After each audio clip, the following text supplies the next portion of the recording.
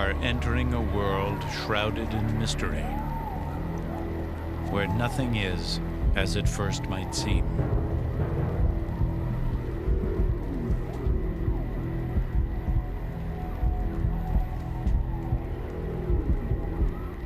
It is a sacred world where a game is being played.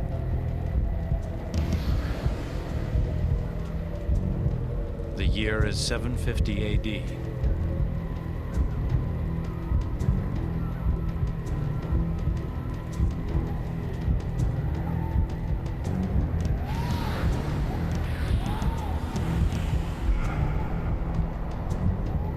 We do not know the rules or how many played, but this is no ordinary contest. They played this game for their lives.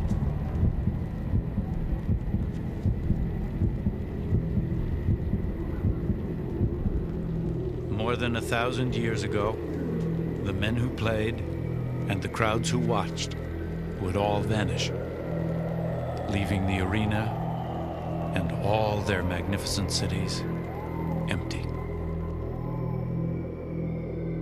Today, only mysteries remain.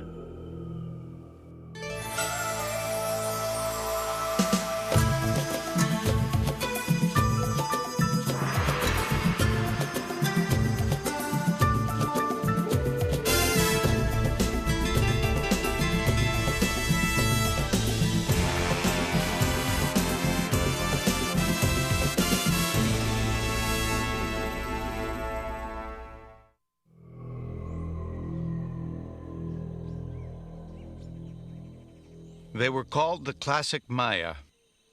They built the greatest civilization of the Americas. When Europe was still in the Dark Ages, they produced artists and scientists whose achievements still astound. When London was just a town of wood shacks and dirt streets, the Maya were building mighty cities of stone in the heart of the Central American rainforest. This is the greatest of them all, Tikal. A thriving metropolis of 40,000 people, it reached its peak around 750 AD and covered an area the size of Manhattan.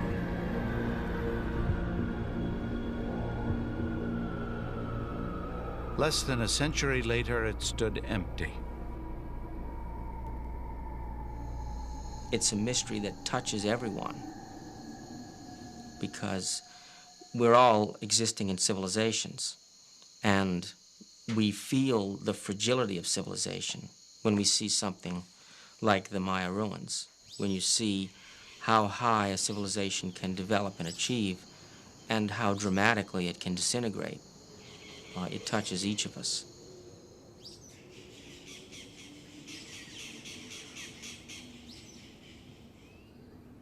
Unlike so many other civilizations, the Maya did not fall to famine, invading armies, or terrible disease. Maya cities were deserted more than destroyed. The Maya who once inhabited these streets just walked away into the forest, never to return.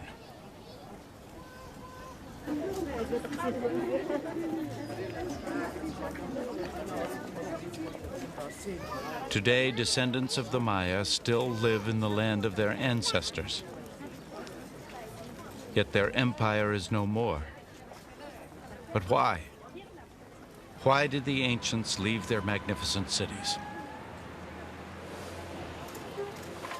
It is a question that has haunted historians and archaeologists for ages.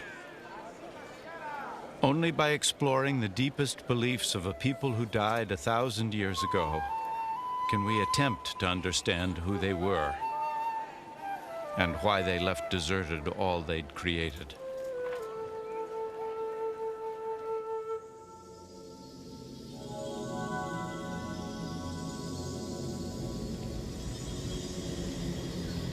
The trail is cold, but clues can still be found.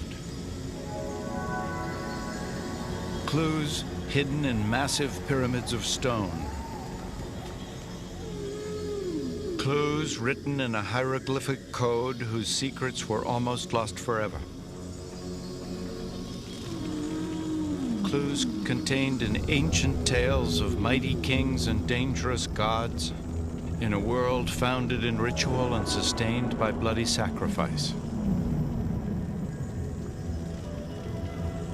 Tales still told by old men to children, descendants of an empire that vanished long ago.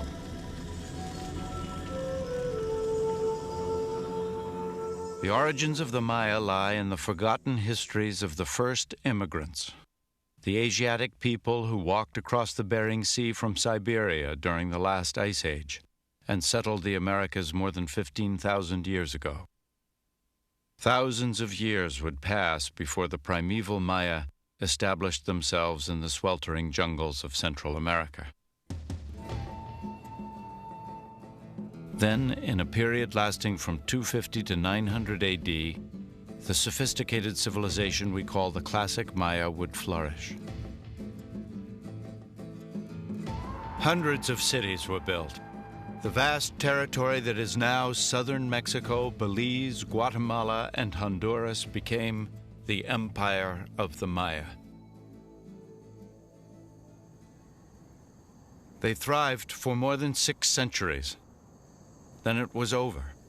All across the empire, the Maya simply walked away.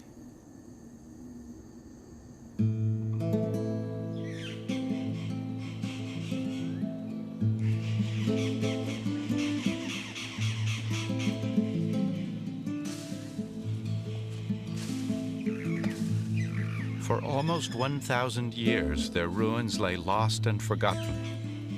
It wasn't until the 19th century that the world would rediscover the classic Maya. In 1839, travel writer John Lloyd Stephens and illustrator Frederick Catherwood explored the jungles of Guatemala.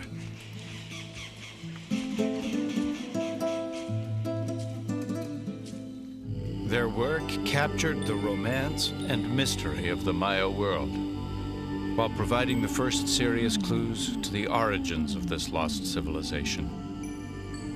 Explorers before them had theorized the Maya were descendants of the Greeks, a lost tribe of Egypt, or even fugitives from the mythic land of Atlantis. But these men believed otherwise. Unless I am wrong, we have a conclusion far more wonderful than that of connecting the builders of these cities with the Egyptians, or any other people. It is the spectacle of a people possessing cultivation and refinement. John Lloyd Stephens, 1840. Stephens understood this exotic civilization had not been developed elsewhere by others and brought across the Atlantic. The Maya, he suggested, were unique. His writings marked a turning point. A new era of exploration had begun. Adventurers and eccentrics came from all over the world. One French explorer arrived in Mexico with 4,000 pounds of luggage, and there was only one way to carry it.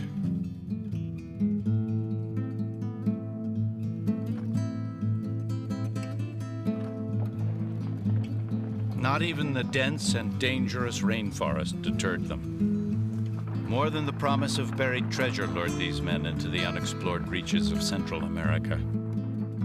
They were seeking answers to the riddle of a lost civilization.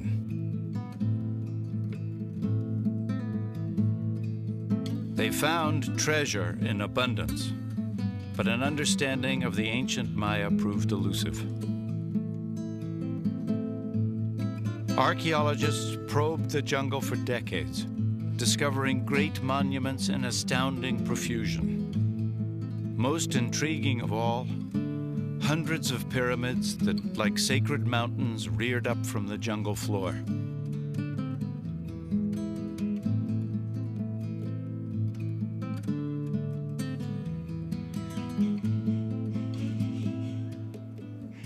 But the purpose of these pyramids remained a mystery. Then in 1957, it would all change. The place was the classic Maya city of Palenque. The great Mexican archaeologist, Alberto Ruz, had spent 4 years excavating the most impressive pyramid at the site, the Temple of Inscriptions. Now he stood at the threshold of discovery.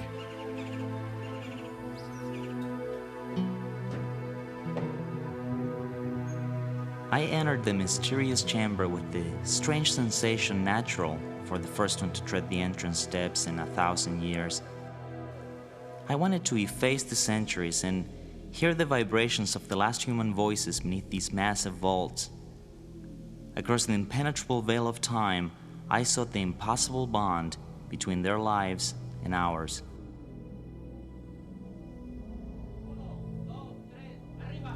In the center of the burial chamber was an enormous stone tomb. His men worked feverishly to raise its massive lid.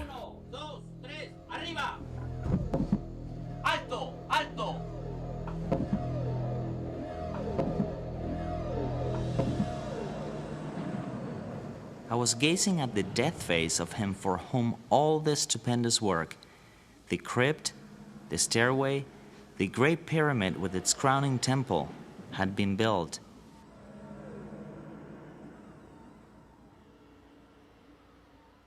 This rare film shows Rus moments after his dramatic discovery. But a ruined skeleton and a precious jade mask only raised further questions that nobody, not even Rus, could answer. Who was he?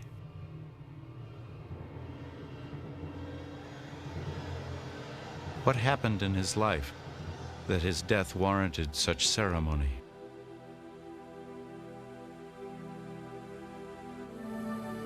Who was the man behind the jeweled mask?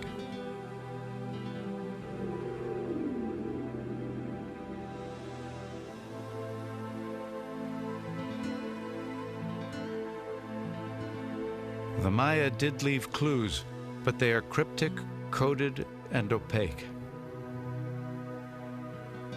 Only by deciphering this evidence can we understand the meaning of their sacred temples, the personality of the men and women who built them, and the reason for their sudden disappearance from the cities they abandoned.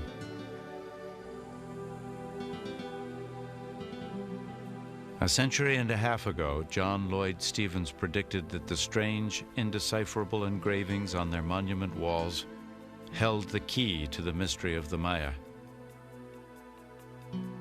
He was right, but only now, after one of the greatest code-breaking feats of all time, can the secrets of these silent stones finally be revealed.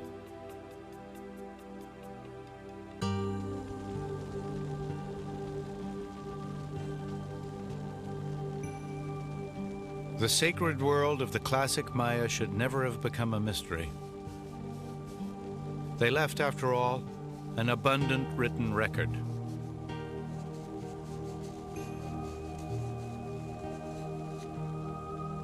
An independently invented writing system.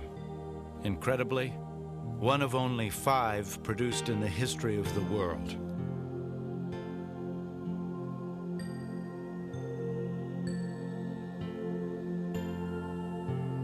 These were texts imbued with magical power, descriptions of their cosmos, chronicles of their dreams.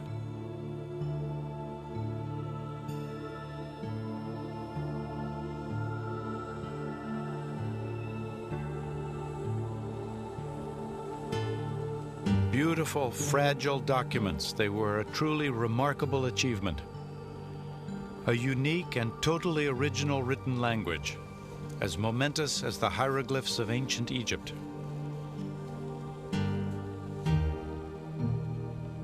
They bear witness to the birth of the first written language in the New World.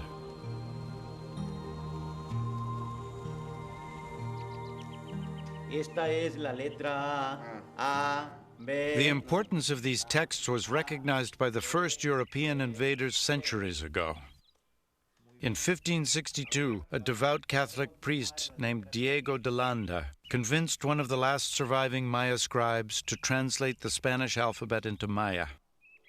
Landa fervently wanted to bring Christianity to the Maya. He felt learning their language was his best hope of reaching the people he yearned to convert.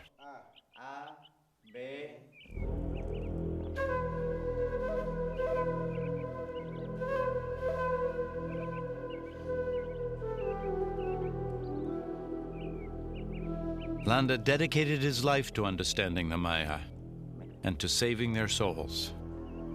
Still, his memory is not revered. Rather, it is reviled. Landa was distraught, I think, maybe even destroyed, when he discovered that people that he believed and he'd come to know had been converted to Christianity, and he found them continuing to practice pagan rituals. He lost it. He went absolutely crazy, and he began to try to root out and extirpate any remnants of ancient religion.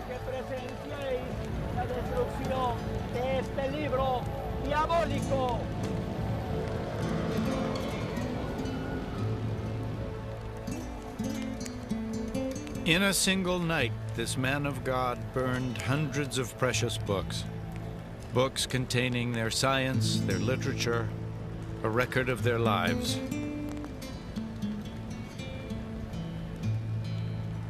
As the Maya looked on, it was as if every copy of their Bible and Constitution had gone up in flames.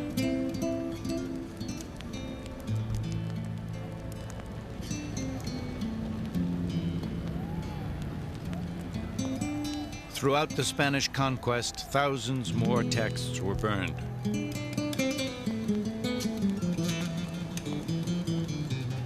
Of the prolific output of Maya scribes, only 4 books escaped the fires to reach the present day.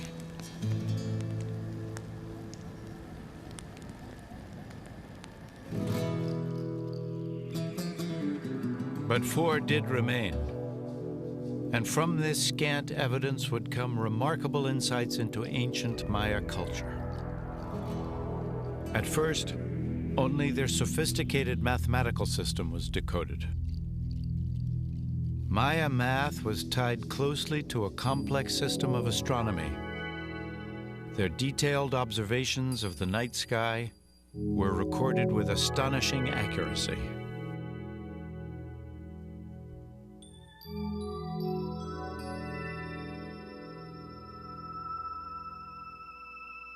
In the 1950s, the great Maya archaeologist Eric Thompson would conclude these were a people dedicated to studying the heavens and the meaning of time.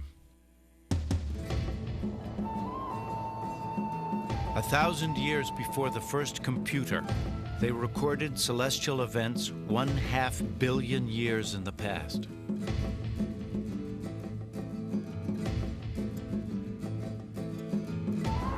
But why such fantastically complex astronomical calculations?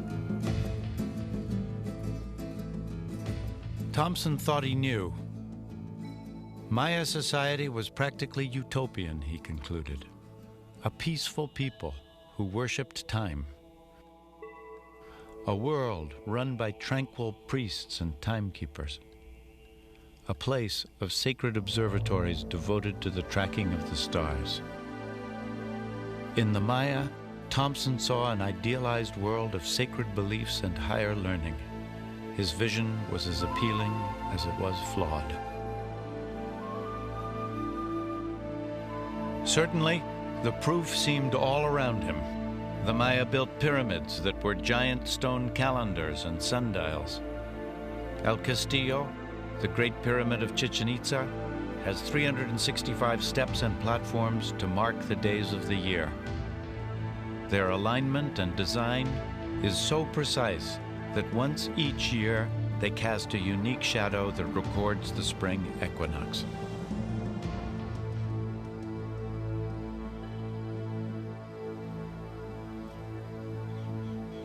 Like the star charts of an astrologer, their codices mapped the positions of the stars and planets for centuries to come. The Maya calendar was unlike any other. These great gears illustrate their concept of time. The hieroglyphs on the larger wheel mark the 365 days of the solar year. Those on the two smaller gears represent the 260 days of the priest's sacred calendar. Together, this Maya time machine identifies the astrological significance of every single day.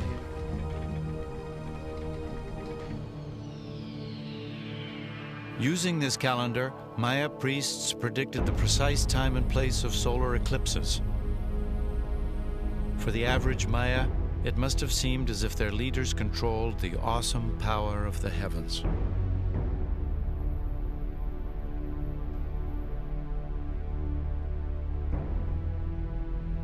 The accuracy of Maya astronomy still astounds. The cycles of the moon were mapped so precisely that today, 1,500 years later, their calculations are off by only 33 seconds.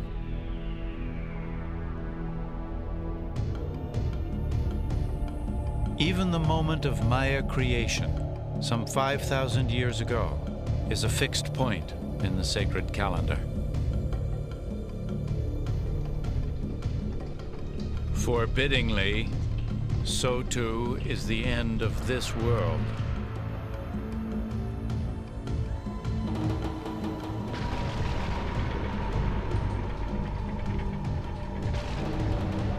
According to the Maya calendar, this cycle of creation will cease to exist at precisely 4 Ahau, 3 Kankin, Sunday, December 23rd, 2012.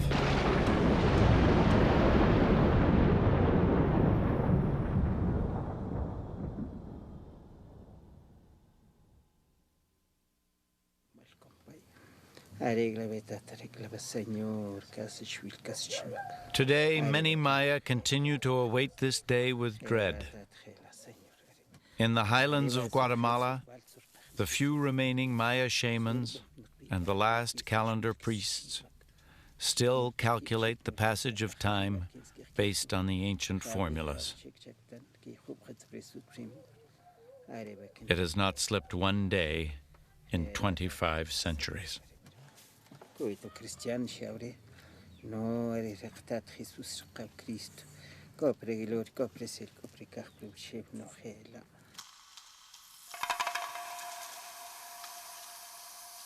Maya texts revealed the hidden world of their mathematics and astronomy, but other, much more startling revelations were to come.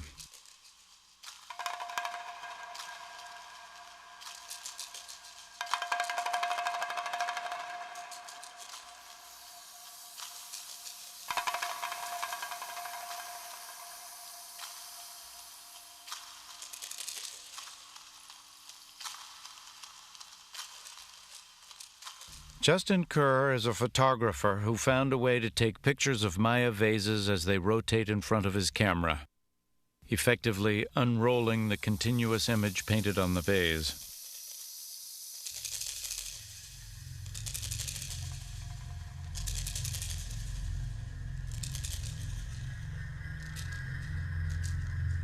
When I put the vase down on the turntable and watch it turning in front of the camera, I hope it talks to me. Sometimes it doesn't. Sometimes the message is so obscure that it's very, very hard to get to. But sometimes it reveals itself.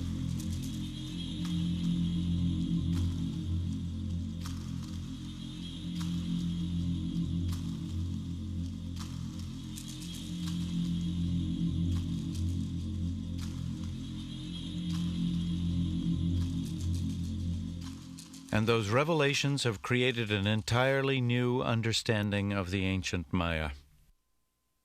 Kerr's photographs reveal a people obsessed with the fearful and bloody gods of the underworld, the hellish place the Maya called Xibalba. Some of these guys are very, very gruesome. The god of decapitation, for example, is a skeletal god. He very often is holding a decapitated head either by its hair or he has them the head in his palms. He is generally portrayed with having large volutes of stench coming out of him. For the Maya, the underworld was an ominous place. But to our eyes, many customs and rituals in their daily lives seem equally unsettling and bizarre. Children's skulls were deliberately deformed to create the flattened brow line the Maya found so pleasing. Maya women had their teeth drilled without known anesthetics and then set with precious stones. The use of mind-altering drugs was encouraged and condoned. Powerful intoxicants were smoked. The Maya got high. The Maya took lots of drugs, but I think their drug of preference was fundamentally alcohol. And when they were so drunk that they were throwing up, they were then taking it as an enigma, which would be a very intensive, even more intoxicating effect to take balche, or some kind of fermented drink, as an enigma. They were getting incredibly drunk.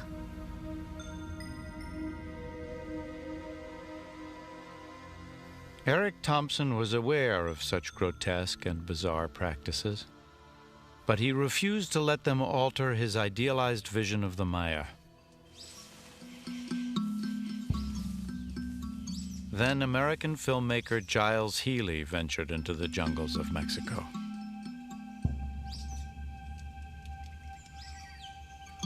In 1946, Healy was led to a secret ruin by a Lacandon Indian named Chan Bor. There he made a discovery that would expose a savage truth and alter forever the world's utopian vision of the ancient Maya.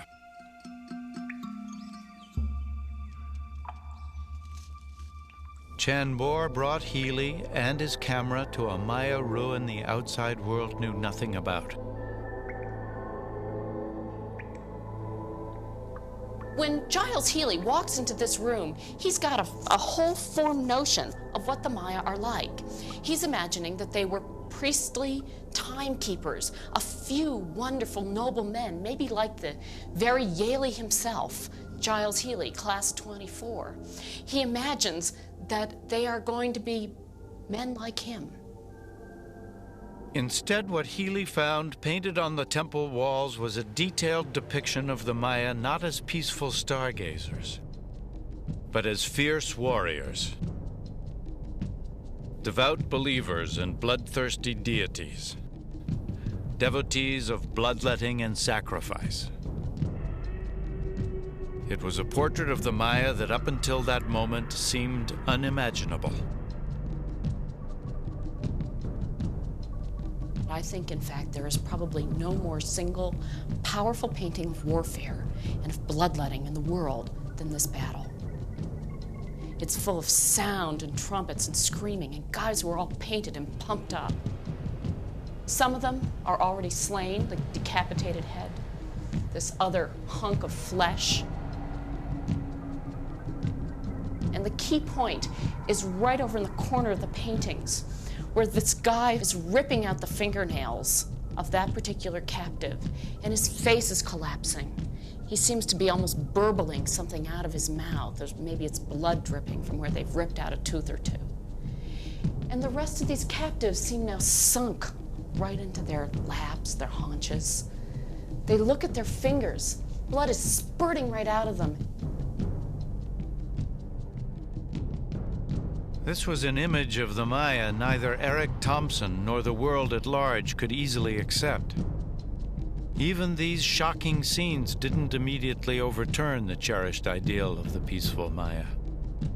It was like a parent overlooking some obvious flaw in a child. When Giles Healy walked into this room, I'm not sure that he knew what to make of it. But But when Thompson walked into this room, he didn't see warfare. He saw a nasty little raid. In fact, he even wondered what was going on. The Maya wouldn't rip out fingernails. He thought perhaps there was some pot of red paint over here that people were dipping their hands into. He was that unhappy with it.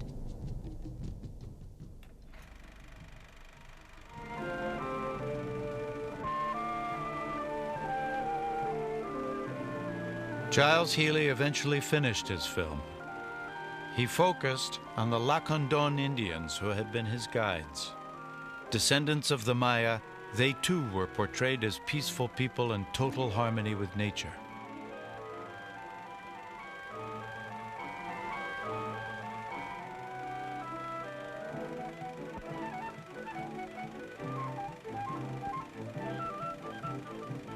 About the eerie scenes of violence, not a word. Giles Healy had cleaned the grime of centuries from the Bonampak murals, but he could not bring himself to reveal the truth.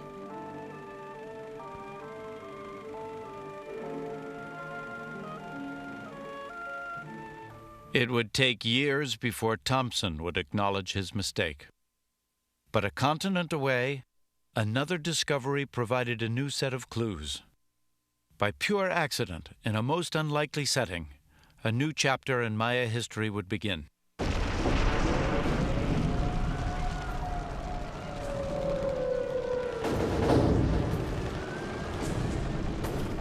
May 1945. Berlin has been invaded by the Russians. The National Library is on fire. Hitler would soon be dead and Germany defeated. From the thousands of books burning in the ruins, a Soviet officer casually plucks a random souvenir from the flames.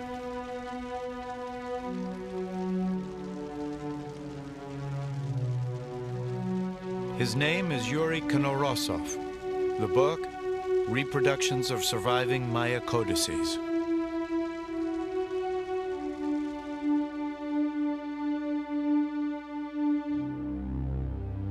Konorosov immerses himself in Maya studies, and the alphabet Bishop Landa had attempted to transcribe. His great breakthrough was realizing Maya hieroglyphs were much more than a simple system of numerical signs.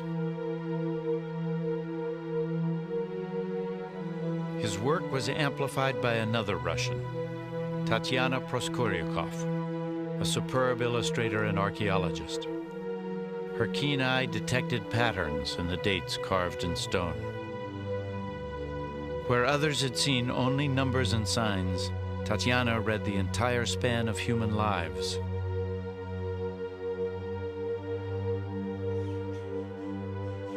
Based on her findings, the code breakers went to work. They began to read the carvings on temple walls like tombstones in a cemetery. Much more than mere calendars, the images commemorated the entire reigns of kings and queens. The deciphered glyphs revealed the names of Maya royalty: 18 Rabbit, Smoke Jaguar, Stormy Sky, and Lady Shellstar. The lives of these rulers, their ancestors and their conquests, all the stories locked within the glyphs, could finally be told. 15 years after discovering the skeleton with the jade mask, Alberto Rus would now learn his identity.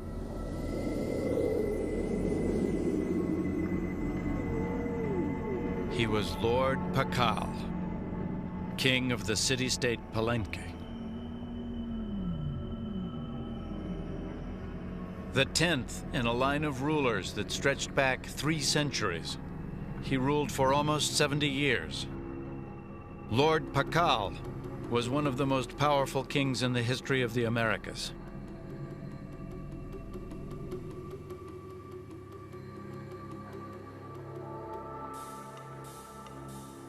These were monarchs who commanded complex cities, large populations, and vast areas of land. They ruled over their citizens with arrogance and disdain. But what was the source of their authority? Why did their subjects submit to such tyrannical rule?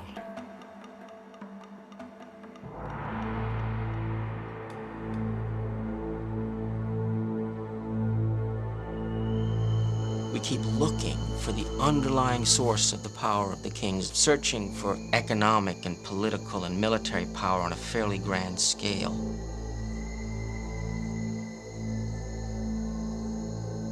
But the power isn't based in controlling resources or manipulating the economy or mounting large armies. It's based upon belief.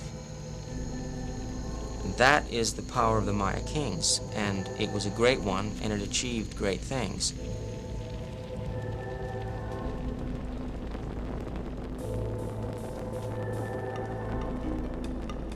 The power of the Maya kings. To understand it, we must follow a trail of blood. A knife made from a stingray's spine. A rope of thorns.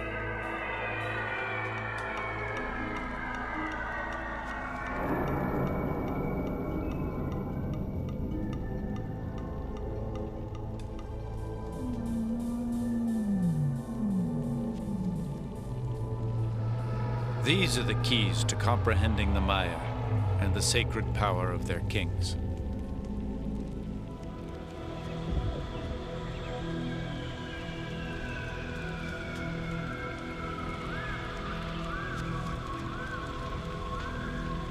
Every portal of every Maya temple is a doorway to the underworld.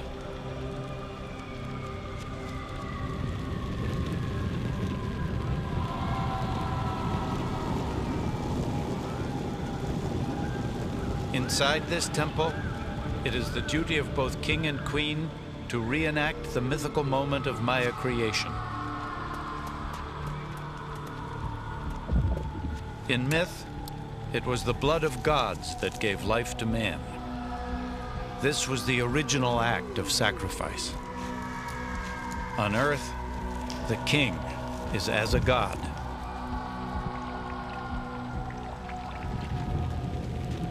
And blood is the price of power, the debt to the gods that must be repaid. Myths and symbols will not suffice. Blood must be shed.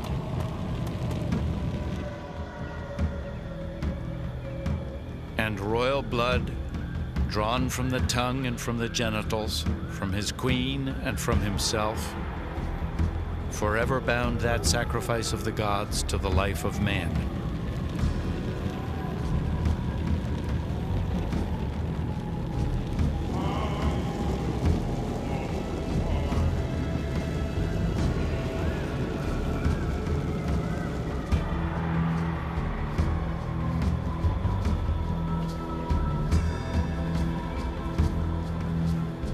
As his subjects watch, the bloody sacrament of the king spirals upwards to the gods.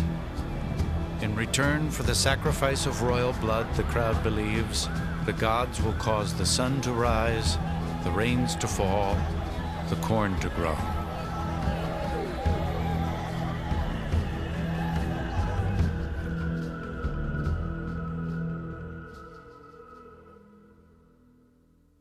For art historian Linda Sheely, these macabre, bloodletting rituals provide the final key to understanding the Maya.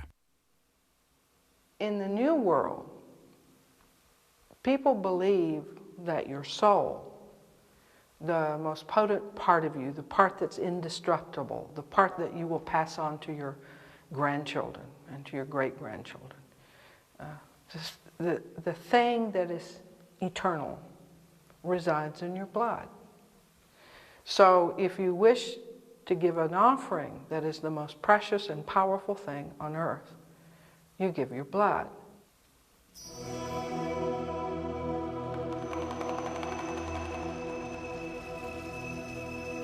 When the king gives his blood, he's first of all giving the most powerful substance on earth, because his blood, because of his ancestry, because of where he comes from, because of the amount of times that he travels to the other world and comes back, his blood is more potent than an ordinary person's.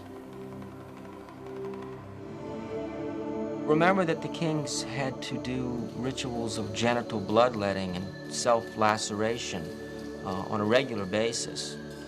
So that kind of keeps you honest. You know, I think if we had some genital bloodletting in modern politics, it would thin out the herd and might be a good approach to finding the honest politicians. In fact, all Maya gave offerings of their blood. The difference between them and us is we have it easy. We say you can tithe. You can give money out of your pocket.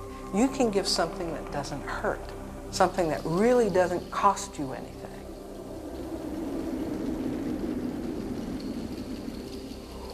The Maya don't let you make that sort of surrogate sacrifice. You really have to give the blood.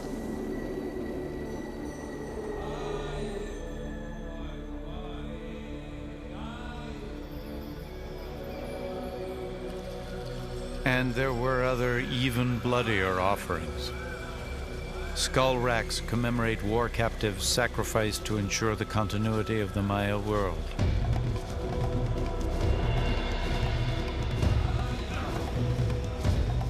Even the ball game served a deadly purpose.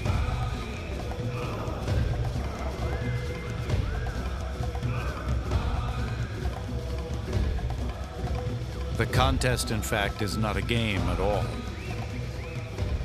Its losers were sacrificed to the gods.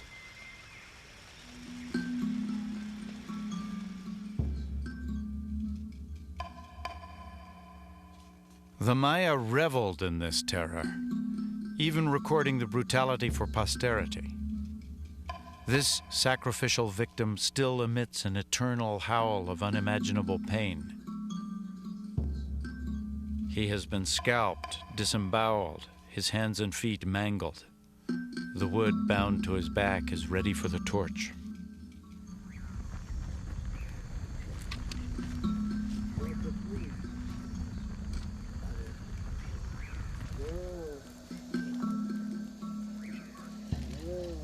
Today, Maya shamans still practice blood sacrifice.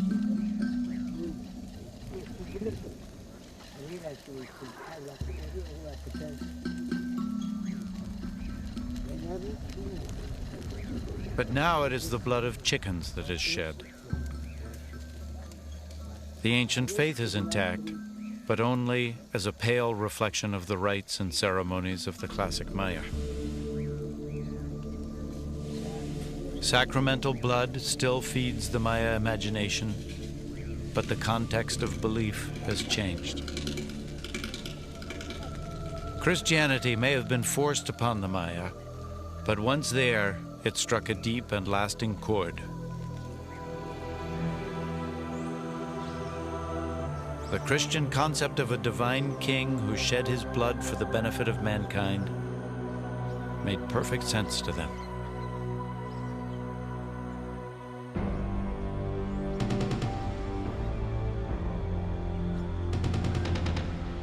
For the ancient Maya, the blood of kings was the mortar that bound all life together.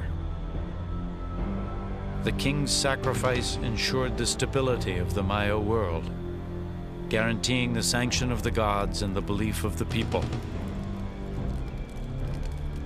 He stood at the center of the Maya universe. Remove the king, and the whole system comes crashing down.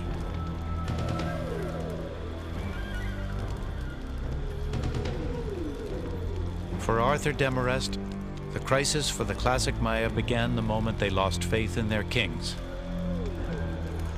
The source of power is this ritual, this display, the ceremony, the theater, the charisma.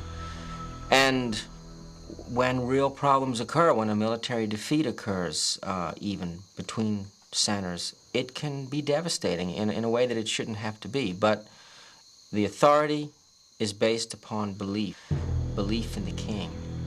And failure is unacceptable. If this really is a holy lord who can manipulate the forces of the universe, then failure undermines the whole system and it can't be adjusted for.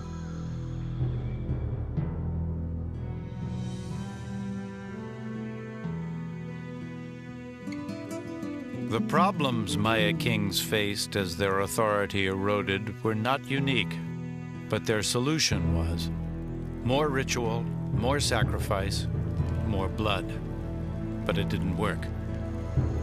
When you can genitally bloodlet and you can build temples as high as you want, it isn't going to make the soil thicker. It isn't going to stop erosion.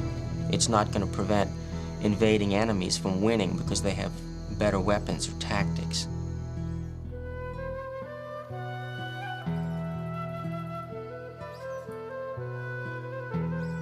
And eventually there were losses in war. Overpopulation in cities, failures of crops, and ultimately the king was responsible. If the blood of the king held the world together, when that world fell apart, it was the king's blood that had failed them.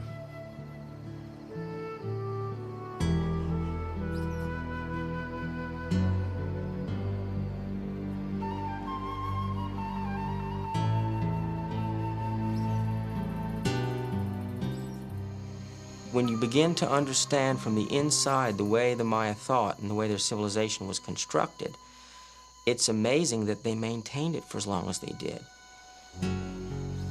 The mystery should not be the mystery of the Maya collapse, but the mystery of how the Maya for 2,000 years maintained this impressive civilization.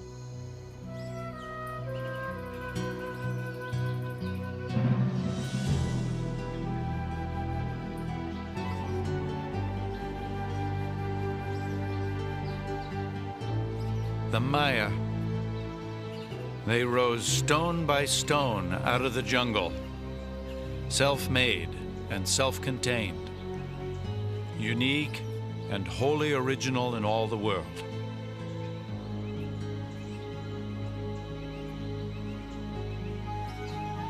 But ultimately, the great dynasties and the great achievements of the Maya kings and queens, all their formidable powers, were built upon the faith of the people.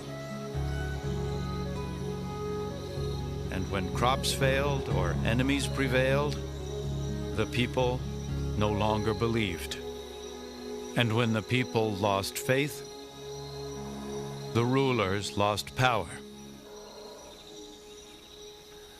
And when that power vanished, the Maya abandoned their great cities, and the jungle reclaimed its stone.